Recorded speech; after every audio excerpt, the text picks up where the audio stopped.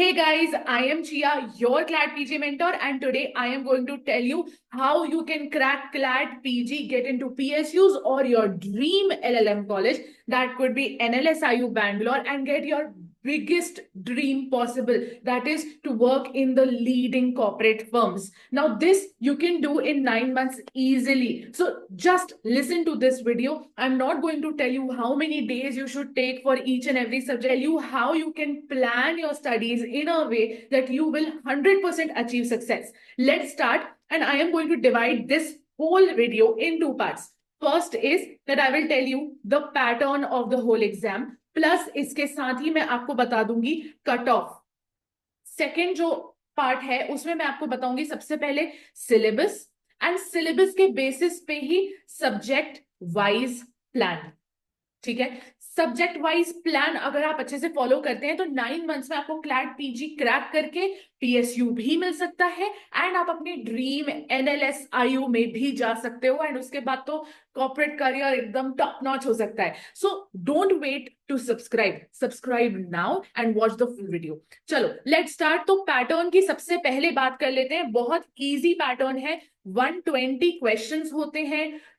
2 hours आपको मिलते हैं. हर सही आंसर के लिए आपको 1 मार्क मिलेगा, एंड हर गलत आंसर के लिए आपको -0.25 मिलेगा. ये बहुत बड़ा एक रोल प्ले करता है, बिकॉज अगर इसको आपने ध्यान नहीं दिया तो आपके लिए बहुत प्रॉब्लमैटिक हो जाएगा. अगर आप ये सोच के जाओगे पेपर में कि यार मैं सारे आंसर्स मार्क करके आऊंगा, ज्यादा से ज्यादा अटेम्प्ट करके आऊंगा, तो ऐसा हो सकता है कि आपकी एफिशिएंसी बहुत खराब हो सकता है आपकी एक्यूरेसी बहुत खराब हो सकता है आप नहीं पहुंच पाओ कहीं भी. सो इस चीज का बहुत अच्छे से ध्यान रखना.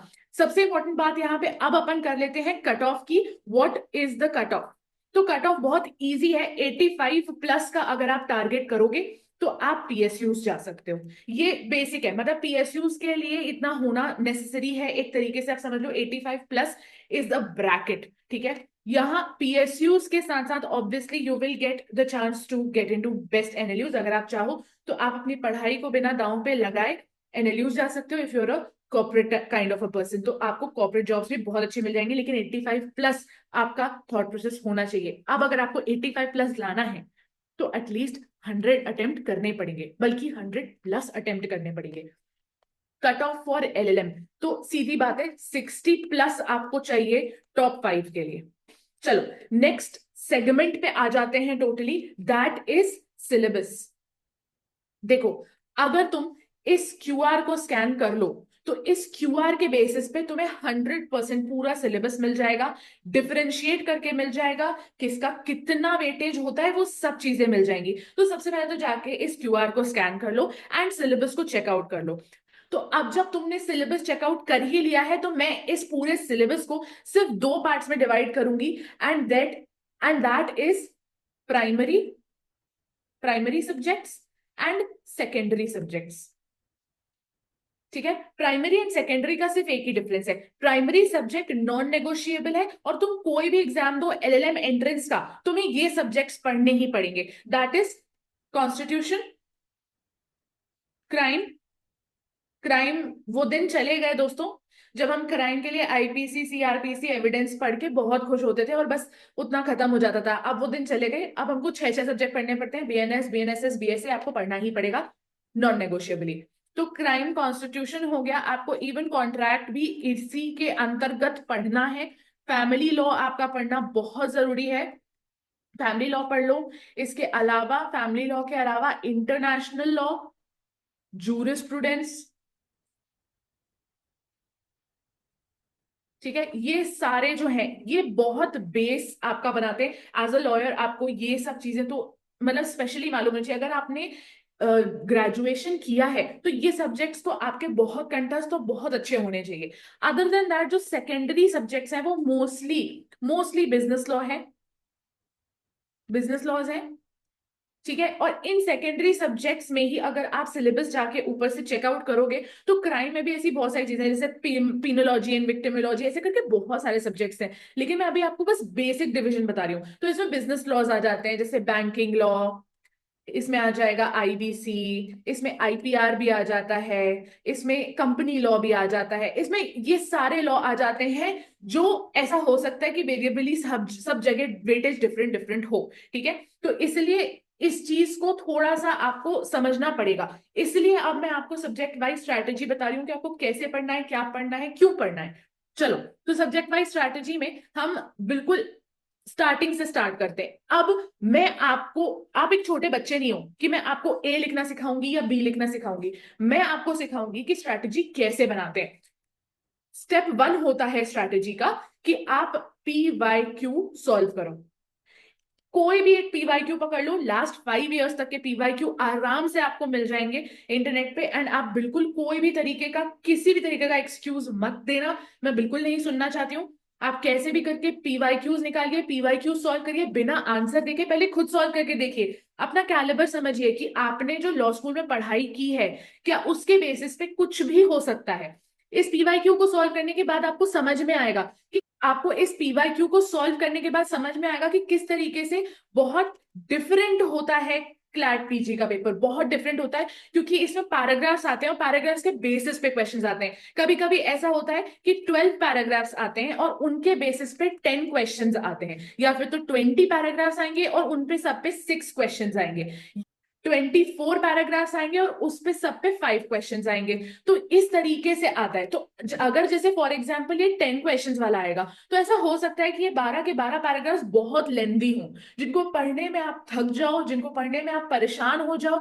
और फिर चाहे क्वेश्चन नंबर ऑफ क्वेश्चंस आपको एक पर्टिकुलर पैराग्राफ से कम हो, लेकिन आपका दिमाग उस चीज को नहीं ले पा रहा है, बहुत लेथार्जिक फील कर रहे हो, बहुत डेड फील कर रहे हो, तो ऐसा हो सकता है। देन अगेन यहाँ पे एक मीडियम मतलब लेंथ का पैसेज हो सकता है, एक मीडियम लेंथ का पैसेज होगा, लेकिन डिफिकल्ट क्वेश्चंस हो सकते हैं। अगेन यहाँ पे ऐसा हो सकता है कि बहुत छोटे पैसेजेस हो, बहुत सारे नंबर हो, लेकिन अब यहाँ पे पैसेजेस बहुत सारे हैं, तो आपको रीड करने में टाइम लग सकता है और आपका सिलेबस बढ़ के आ सकता है। कि अगर आप 12 पैराग्राफ्स की बात समझो, तो यहाँ पे 12 पैराग्राफ्स में आपको 12 पर्टिकुलर सब्जेक्ट से क्वेश्चन आएंगे। लेकिन अगर 24, तो 24 डिफरेंट सब्जेक्ट्स में से भी क्वेश्चन आ सकते हैं। तो एकदम से जो सिलेबस की वर्सटैलिटी थी, वो आपकी टेबल पे बढ़ गई। तो इस तरीके से मतलब ये इतना डिफिकल्ट एंड डिफरेंट टाइप का पेपर होता है कि हम नहीं समझ सकते। एक चीज जो मैं हमेशा बोलती हूँ, अगर आपने अपने लॉ स्कूल में बिल्कुल भी सिंसियरली पढ़ाई नहीं की है, तो आज भी वक्त गया नहीं है। ये 9 मंथ्स आपके लिए बहुत ज्यादा अच्छे हो सकते हैं और आप बहुत अच्छे से प्लान कर सकते हो। अब सेकंड जो आपका स्टेप है, उसमें आपको कुछ नहीं करना है। आपने पीवाईक्यू दे दिया है, इसके बाद आपको ये समझना है कि पीवाईक्यू दे दिया, सिलेबस चेक कर लिया, सिलेबस से हमने ये समझ लिया कि कैसा क्या है। उसके बाद हम आएंगे वापस से सिलेबस के पास, इस सिलेबस को उठाएंगे और इसको इस इन 2 पार्ट्स में डिवाइड करेंगे। There are only 2 parts to this syllabus, and that is subjects that are known to you और subjects that are unknown to you. जैसे ऐसा हो सकता है कि आपके लॉ स्कूल में आपको आईपीआर ना पढ़ाया हो, या हो सकता है टीपीए ना पढ़ाया हो, या हो सकता है पीनोलॉजी ना पढ़ाई हो, तो आप उनको अननोन में डाल देंगे एंड नोन में आपके सारे जो आपने पढ़ रखे हैं वो डाल देंगे। थर्ड है कि अब आप डिसाइड करोगे कि आप किन बुक्स एंड रिसोर्सेज को यूज करना चाहते हो इस पूरी पढ़ाई को करने के लिए, क्योंकि इट्स ऑल अबाउट स्टडिंग, मतलब मोस्टली रिविजन होगा। तो रिविजन आप कहाँ से कर सकते हो? देखो, अब ये जो बुक्स एंड रिसोर्सेज है, मैं आपसे ये बिल्कुल नहीं कहने वाली हूं कि आप एक पर्टिकुलर बुक या रिसोर्स से पढ़ो, क्योंकि सारी बुक्स, सारे राइटर्स, सारे authors are very renowned writers and very good books. तो ये जो बुक्स एंड रिसोर्सेज हैं, ये आपकी बहुत एकदम पर्टिकुलर बुक्स एंड रिसोर्सेज होने चाहिए, जो आपने लॉ स्कूल में अपने यूज की है, जिससे आपने पढ़ाई की है। इवन ये आपके खुद के नोट्स भी हो सकते हैं गाइस। बस इस बात का ध्यान रखना कि जो फोर्थ स्टेप आने वाला है उसको देखे बिना अब यहां से तुम चले मत जाना, क्योंकि वो बहुत इंपॉर्टेंट है।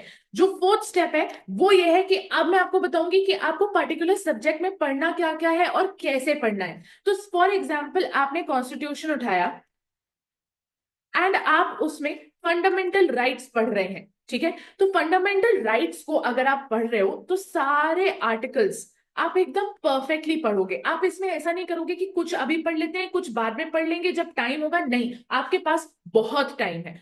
बहुत टाइम है और आप इस बहुत सारे टाइम को बहुत अच्छे से यूटिलाइज कर सकते हैं एंड आपको करना चाहिए। अगर आप फंडामेंटल राइट्स पढ़ रहे हैं तो एक एक आर्टिकल को पूरी डेप्थ में पढ़ लीजिए, उसके landmark cases, recent cases, amendment से लेके सब कुछ एकदम परफेक्ट पिन पॉइंट करके, एकदम परफेक्ट करके आगे बढ़ो। अब ऊपर जो मैंने आपको बताया लॉ स्कूल में जो आपने बुक यूज की है एंड नोट्स यूज किए हैं, these are very very important.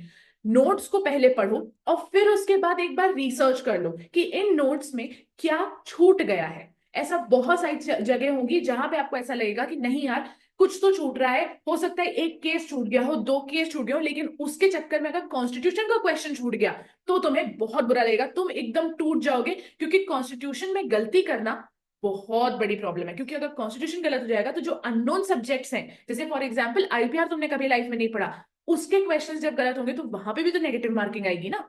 तो इसलिए जो आपके बेस्ट है, जो आपकी सबसे ज्यादा स्ट्रेंथ है, उसको सबसे ज्यादा ध्यान रखना है। उसके आगे कुछ भी, nothing is beyond that. And जब मैंने बताया आपको कि ये करना जरूरी है, इसके बाद सबसे इंपॉर्टेंट है case laws guys. Case laws and साथ में वेरी इंपॉर्टेंट इज साइटेशंस।